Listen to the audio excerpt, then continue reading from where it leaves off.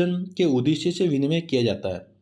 मतलब व्यवसाय एक आर्थिक गतिविधि जिसमें वस्तु व सेवाओं का उत्पादन, वितरण, लाभ अर्जन के उद्देश्य से विनिमय किया जाता है। ये कितने प्रकार के होते हैं आपको पता होगा। एमएसएमई लघु प्रकार के होते हैं, दूसरा सेवा उद्योग, तीसरा निर्माण उद्योग। तीन तरह के होते हैं जो सीमित संसाधनों कार्यरत स्थानीय स्तर पर रोजगार सृजन। और उदाहरण की बात की जाए हैंडलूम, खाद्य प्रसंस्करण इकाई जैसे जो किस में आते हैं, ये लघु उद्योग में आते हैं।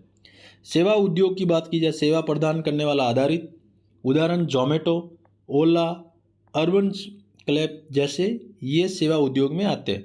निर्माण उद्योग की बात की जाए तो वस्तुओं का बड़ा स्तर पर उत्पादन, उदाहरण भेल, टाटा स्टील कंपनी जो इन्वेस्टमेंट निर्माण मैन्युफैक्चर फैक्ट्री उत्पाद करता है, जहाँ करोड़ों का टर्नओवर बिजनेस खड़ा होता है। यहाँ मशीनें जो वस्तुओं का निर्माण होता है एक साथ कई हजारों में प्रिंट होती है किताबों, उसको बोलते हैं निर्माण उद्योग, मतलब बहुत बड़े लेवल पे। और micro small medium 20 lakh, 50 lakh, 1 crore से नीचे या 5 करोड़ से नीचे तक जो होता है लघु उद्योग में आता है। और 10 करोड़ से ऊपर होते हैं या कोई इसकी टैगलाइन होती है वो निर्माण उद्योग में आते हैं। सेवा उद्योग आपके सामने है ही है, जोमेटो, ओला, उर्बेन हैं, सेवा प्रदाता आधारित होती है। जो अपन मैनेजमेंट का फर्स्ट पेपर के अंदर ये टर्मिनोलॉजी दे रखा है, अपन इसके आगे कल उद्देश्य सरकार की योजना अपन पढ़ेंगे आगे। मिलते हैं नेक्स्ट एडिटोरियल और डिस्कशन के साथ। व्यवसाय के बारे में पढ़ा था, व्यवसाय के प्रकार पढ़ लेते। अपन आज पढ़ते हैं कि व्यवसाय के मुख्य उद्देश्य क्या है। कोई भी बिजनेस करता है मुख्य उद्देश्य क्या होता है, लाभ का अर्जन, अधिक से अधिक लाभ कमाना, लॉन्ग टाइम बिजनेसमैन मॉडल के रूप में। ग्राहक को संतुष्टि, विश्वास और स्थायित्व के लिए अनिवार्य है। सामाजिक उत्तरदायित्व की बात की जाए, समाज के प्रति नैतिक उत्तरदायित्व जैसे पर्यावरण संरक्षण, रोजगार सृजन की बात की जाए। प्रमुख उदाहरण की बात की जाए, अमूल क्या कह रहा है, अमूल कह रहा है सहकारी मॉडल द्वारा किसानों को लाभकारी मूल्य। जैसे tagline the taste of India, Reliance Jio digital India को सशक्त बनाने में अग्रणी। और ये डाटा क्रांति का सूत्रपात की बात की जा रही है। मतलब व्यवसाय का मुख्य उद्देश्य लाभ अर्जन, ग्राहक संतुष्टि, विश्वास और स्थायित्व के लिए अनिवार्य है। जो सामाजिक उत्तरदायित्व की बात करें तो ये 3 पॉइंट है मुख्य उद्देश्य व्यवसाय का। उसका उदाहरण की बात की जाए जैसे अमूल सरकारी मॉडल, सहकारी मॉडल जो किसानों को लाभकारी मूल्य देता है। इसकी टैगलाइन क्या है अमूल की, the taste of the India, Reliance Jio digital India को सशक्त बनाने का अग्रिम, डाटा क्रांति का सूत्रपात हुआ ना। तो ये क्या है, ये है एक व्यवसाय मुख्य उद्देश्य के रूप में डिस्कशन करते हैं, जिसे मैनेजमेंट छोटा छोटा टॉपिक अपन एक पैरेलल में लेके चलते, जिसे अपना उद्देश्य है कि मल्टीपल टाइम, एक ही टाइम में मल्टीपल जो पाठ्यक्रम में कवर किया जाए। तो आप डेली इसको फॉलो कीजिए, सुनते रहिए। मिलते हैं नेक्स्ट एडिटर और इसका सब्सक्रिप्शन भी कीजिए साथ साथ में। मिलते हैं नेक्स्ट एडिटोरियल डिस्कशन में। रूल एंड रेगुलेशन तो होगा, कॉरपोरेट को कैसे कंट्रोल किया जाए, महंगाई कैसे, तो बोल रहा है कि नहीं आपको एक काम करना कि निगम आसार नीति लिया है। क्या है, निगम आसार नीति लेके आए, जिसको परिभाषा क्या कहता है कि अगर मान लो व्यवसाय में नैतिक मूल्य, मानकों और सिद्धांतों से पालन हो, इसे व्यापारिक निर्णय, पारदर्शिता, निष्पक्षता, ईमानदार, सामाजिक उत्तरदायित्व के लिए जाना जाता है। कोई भी रमेश बाबू मान लो कोई बिजनेस कर रहा है, आप इस तरह बढ़ावा नहीं दे सकते जिससे नैतिक मूल्य खत्म हो जाए, है ना, जिससे व्यापारिक निर्णय, पारदर्शिता, जवाबदेही तय नहीं हो, जैसे रिस्पॉन्सिबिलिटी आपकी नहीं हो। तो आपको ये 3 याद रखना, नैतिक निर्णय, मानकों सिद्धांतों को, पारदर्शिता, निष्पक्षता और ऑनेस्ट ईमानदारी को जैसे सामाजिक उत्तरदायी के लिए काम किया जाता है, उसको बोलते हैं निगम आसार नीति। बिजनेस को इस तरफ बढ़ावा देने के लिए, मान लो ये कोई मौला है, अब मान लो स्कूल के पास कोई ऐसी दुकान खोल दी शराब की, क्या वो नैतिक मूल्य में आती? बिल्कुल नहीं आती। क्या मानकों सिद्धांतों में आती? नहीं आती है। क्या रूल एंड रेगुलेशन बनाए उनमें आती है? बिल्कुल नहीं आती। क्या पारदर्शिता होगी वहाँ? नहीं होगी। तो इस तरह रोकने के लिए निगम आसार नीति लेकर आया, जिसे व्यवसाय सिद्धांत अपना RS के मैनेजमेंट टॉपिक में है, उसी के रिलेटेड अपन ये कीवर्ड या परिभाषा पढ़ रहे। आगे चलते हैं कि व्यवसाय के लिए निगम आसार नीति क्यों आवश्यकता है भाई। अब परिभाषा पढ़ दी मैंने, आपको समझा दिया स्कूल के बाद। भाई आप छोटी सी चीज़ को समझ के एनालिसिस करिए। मान लो क्यों आवश्यकता है, मान लो मैं घर के बाहर खड़ा हूँ और मैं ट्रैफिक चला रहा हूँ, तो पुलिस जो रूल है वो क्यों आवश्यकता है कि हेलमेट लगा के जाओ, क्यों? आपकी सेफ्टी के लिए, किसी को खतरा ना हो। इसीलिए जो बिजनेस कर रहा है वो निगम आचार बिजनेस इथिक्स कॉरपोरेट इथिक्स के तहत वो आवश्यकता ये रूल फॉलो करना, जैसे नैतिक दिशा निर्धारण होना चाहिए, आपको मानवीय मूल्यों को बढ़ावा देना चाहिए। सामाजिक उत्तरदायी पूर्ति, मान लो कोई भी कंपनी है मोहल्ले में, आपने लगा दी, पेड़ काटे, अच्छी बात है, बिजनेस को रोजगार मिला, लेकिन ये पेड़ों का नुकसान, क्या आपने इस समाज के लोगों के लिए कुछ किया वापस? क्या नए जगह पेड़ लगाए? तो ये आपकी सामाजिक उत्तरदायित्व की पूर्ति होती है। आप जो काम कर रहे हो वो समाज के लोगों के प्रति रिस्पॉन्सिबिलिटी होना चाहिए। भ्रष्टाचार और अनैतिकता के संरक्षण कम करना ये आपकी जिम्मेदारी है। हितों के टकराव, मान लो डिस्प्यूट हो रहा है, उनको रोकना पड़ेगा। मान लो आपने कोई दुकान खोल दी तो फिर तो वो भी ये काम करेगा, तो फिर टकराव तो होना ही है, एक रोकेगा और दूसरा लगाएगा, तो बीच में डिस्प्यूट हो गया ना भाई। एक बोलेगा नहीं लगाना इधर धंधा, एक बोलेगा नहीं लगाऊंगा। ये क्यों हुआ? क्योंकि आपके रूल एंड रेगुलेशन नहीं, इसलिए होगा। इसीलिए लेके आए बिजनेस इथिक्स कॉरपोरेट इथिक्स को लेके आए।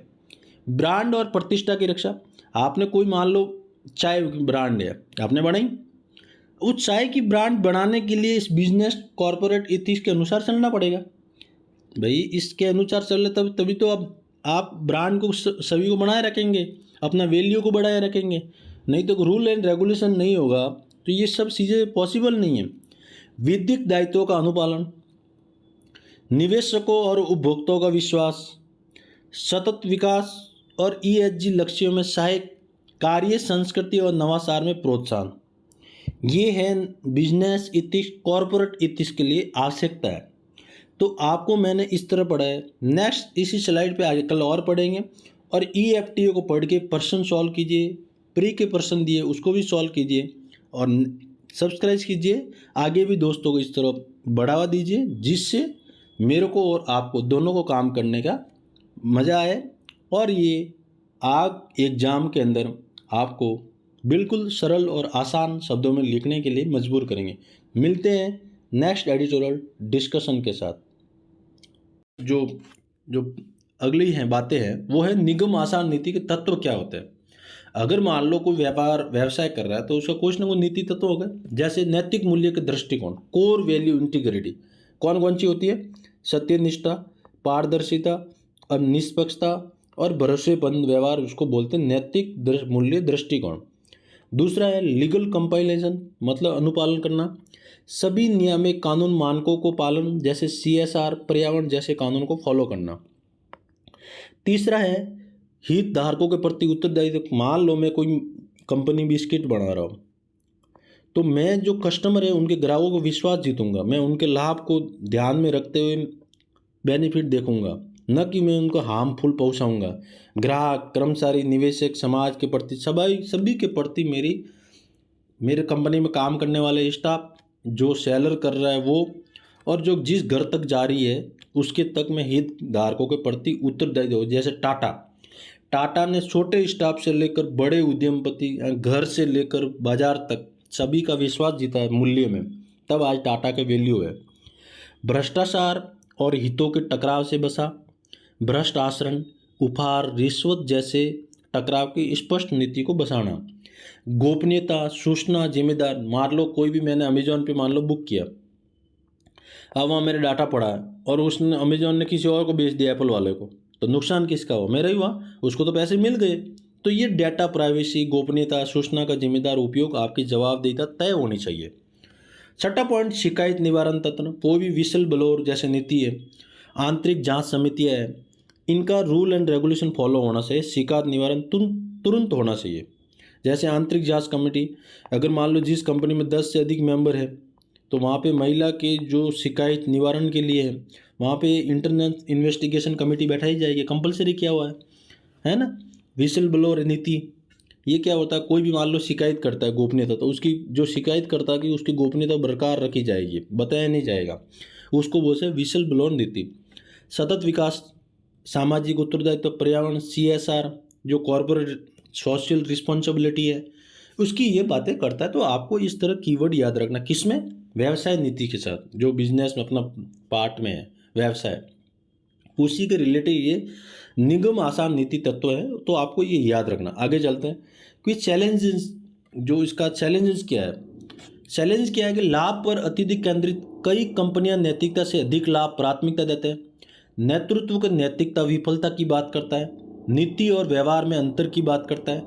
नैतिक प्रशिक्षण की कमी की बात करता है। गोपनीयता डेटा सुरक्षा की बात करता है। कथित सीएसआर बनाम वास्तविक सीएसआर की बात करता है। की चैलेंजेस की बात की जाए तो लाभ पर अत्यधिक केंद्रित, जैसे कई कंपनियां नैतिकता अधिक लाभ प्राथमिकता, कोई ज़्यादा कंपनियां लाभ के चक्कर में रहती है तो ग्राहक की हितधारकता, ईमानदारी, नैतिक मूल्यों को ध्यान में नहीं रखता है। तो आपको ये कह रहा है सबसे बड़ी चैलेंज है कि लाभ पर अत्यधिक केंद्रित करता है, न कि ग्राहकों पे, न कि सुविधाओं पे, न कि जवाबदेहिता पे ध्यान केंद्रित करता है। नेतृत्व नैतिकता विफलता होता है। नेतृत्व सत्यनिष्ठा, कोर जो वैल्यू है वो भूल जाता है कि मैं जिस उद्देश्य से लाया गया था वो तो भूल के मैं दूसरा काम करने लग गया। नीति और व्यवहार में अंतर, आप कथनी और करनी की जो बातें होती है उसी पे लागू होती है। नीति और व्यवहार में जो आप पॉलिसी बनाते हैं, क्या आप इम्प्लीमेंट कर रहे हैं लोगों में, इसीलिए कह लें कि बड़ा चैलेंज है। नैतिक प्रशिक्षण की भी, जो कर्मचारी आपके पास काम कर रहे हैं, क्या आपने उसको वैल्यू शिक्षा दी, क्या आप उसको ट्रेनिंग दी कि जल्दी में निर्णय कैसे लिए जाए। गोपनीयता डेटा सुरक्षा, आपने जो डाटा लिया क्या उसका प्राइवेसी मेंटेन रखा या किसी को बेच दिया। कथित सीएसआर बनाम वास्तविक सीएसआर, केवल ब्रांडिंग साधन बनाना उस उद्देश्य नहीं होना चाहिए। सीएसआर को काम के लिए लाया गया था। तो आपको मैंने इस तरह टॉपिक डिस्कशन किया। मिलते हैं नेक्स्ट एडिशन, शेयर कीजिए, अच्छा कंटेंट है और आगे भी इस तरह फॉरवर्ड कीजिए जिससे पढ़ने में आसानी हो और लोग समझेंगे। मिलते हैं नेक्स्ट एडिटोरियल डिस्कशन के साथ।